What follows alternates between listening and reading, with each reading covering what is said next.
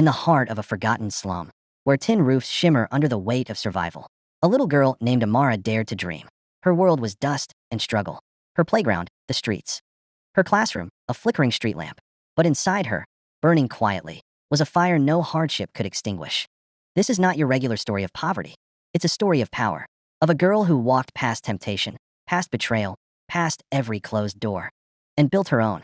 From frying Akara on the roadside to feeding a city. From rejection to ribbon cuttings. From mud to bloom. This is from the ghetto to glory. And it's only the beginning.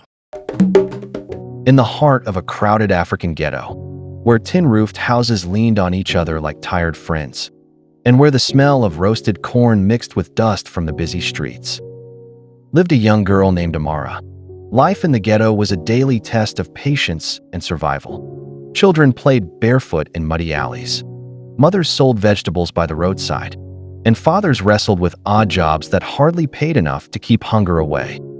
Amara grew up here where dreams were fragile, often killed before they even left the lips of the dreamer.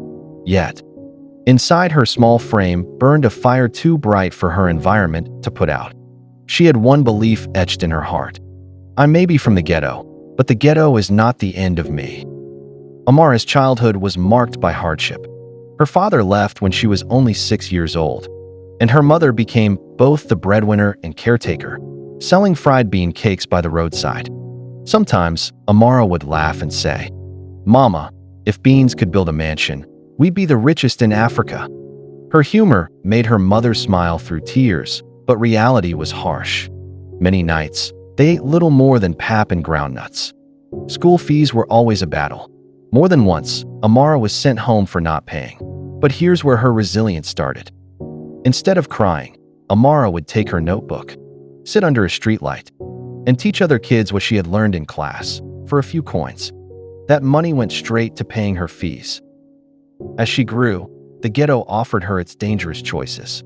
Friends dropped out of school, joining gangs, chasing fast money through crime or exploitation. Some girls at her age became young mothers, forced into responsibilities they weren't ready for. Amara, too, was tempted. At 15, a man twice her age promised her a flash phone and nice clothes if she agreed to be his girl. Amara laughed, looked him in the eye, and said, "Sir, when I make my own money, I'll buy myself 2 phones and still keep my dignity." That courage saved her from the traps that swallowed many, but it didn't erase the pain of poverty. Her dream was to study business administration and one day build companies that would employ people from her community. But the reality? No money, no connections. When she finished secondary school, her mother told her with tears, "Amara, I want you to fly, but I don't even have wings to give you." This broke her. For the first time, she doubted herself. Maybe the ghetto was her cage after all. She entered a local essay competition. She wrote with raw honesty about what poverty taught me. Her essay was filled with humor, pain, and truth. Poverty taught me how to budget 50 naira like it was a billion. It taught me how to eat rice without meat but still lick the plate like it was a 5-star meal. The judges were moved. Amara won a scholarship that covered her university education. But scholarship didn't erase struggle in university, while others flaunted clothes and gadgets. Amara sold Akara and bread to survive. Her friends would tease, "Madam Akara, are you coming to class smelling like palm oil again?" She would laugh and reply, "Better palm oil than palm wine. At least mine feeds brains, not destroys them." Her courage and humor kept her going. Still, there were nights she cried silently, feeling the weight of being different, of always being the girl from the ghetto. In her final year, Amara faced a storm that nearly broke her spirit. A close friend she trusted stole her project draft and submitted it as her own. The betrayal was brutal. Amara almost gave up, saying, "Maybe I'm cursed.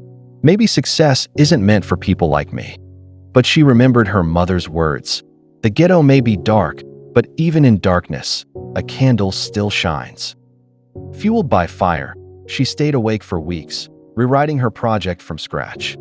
She defended it with brilliance that left her lecturers stunned. Amara graduated top of her class, but as many know, in Africa, a degree doesn't guarantee a job. She knocked on countless office doors, CV in hand, Hearing endless, we'll get back to you. Broke, but not broken, Amara turned her pain into business. She started a small street food business, beans, akara, bread, pap, branding it Mama's Delight. Her humor became her sales pitch. Come and eat akara that makes you smarter. If you don't pass your exams, I'll give you 2 for free. Her stall grew popular. From 1 stall, she expanded to 3. Soon, she hired other young people from the ghetto. One evening, a wealthy businessman stopped by her stall, impressed not just by her food, but by her sharp wit and energy. He asked about her story. She spoke with raw honesty. A week later, he returned with an offer, funding to expand her food brand into a proper company. It was unbelievable. Suspense filled her life. Some neighbors doubted, whispering, maybe it's a scam. Who gives money in this country without strings attached? But it was real.